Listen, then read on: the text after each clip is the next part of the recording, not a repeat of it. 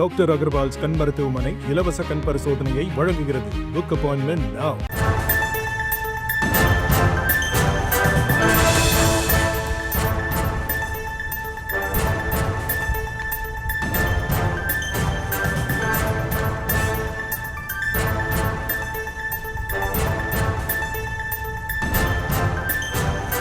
அண்மை செய்தியை பார்த்து வருகிறோம். துணை ஜனாதிபதி வேட்பாளர் CP ராதாகிருஷ்ணன் பிரதமர் மோடியை சந்தித்திருக்கிறார். அது தொடர்பான அண்மை செய்தியை பார்த்து வருகிறோம்.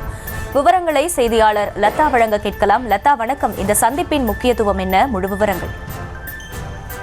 வணக்கம். தேசிய ஜனநாயக கூட்டணியின் துணை குடியரசுத் தலைவர் வேட்பாளராக CP ராதாகிருஷ்ணன் அறிவிக்கப்பட்டுள்ள நிலையில் சற்று நேரத்திற்கு முன்பாக பிரதமர் அலுவலகத்தில் பிரதமர் மோடி அவர்களை நேரில் சந்தித்து நன்றிகளை தெரிவித்து இருக்கிறார் CP ராதாகிருஷ்ணன். முக்கியமாக பார்த்தோம் அப்படின்னா CP ராதாகிருஷ்ணன் RSS தொடங்கி பாஜகவில் பல்வேறு பொறுப்புகளில் இருந்து வந்துள்ளார். பாஜக மாநில தலைவராகவும் கூட அவர் இருந்திருக்கிறார்.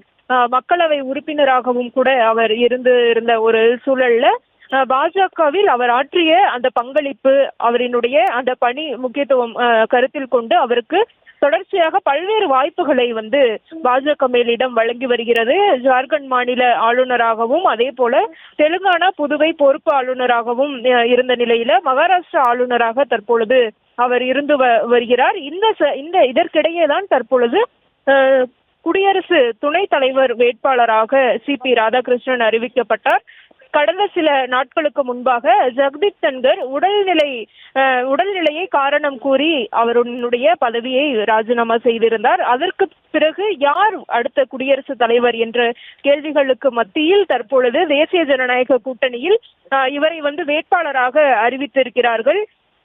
அந்த வகையில் பாஜக மேலிடத்தில் இருக்கக்கூடிய முக்கிய நபர்களை எல்லாம் சந்தித்து இவர் நன்றிகளை தெரிவித்து வருகிறார். அந்த வகையில சற்று நேரத்திற்கு முன்பாக டெல்லியில் இருக்கக்கூடிய பிரதமர் அலுவலகத்தில் பிரதமர் மோடி அவர்களை நேரில் சந்தித்து தன்னுடைய நன்றிகளை CP ராதாகிருஷ்ணன் தெரிவித்திருக்கிறார்.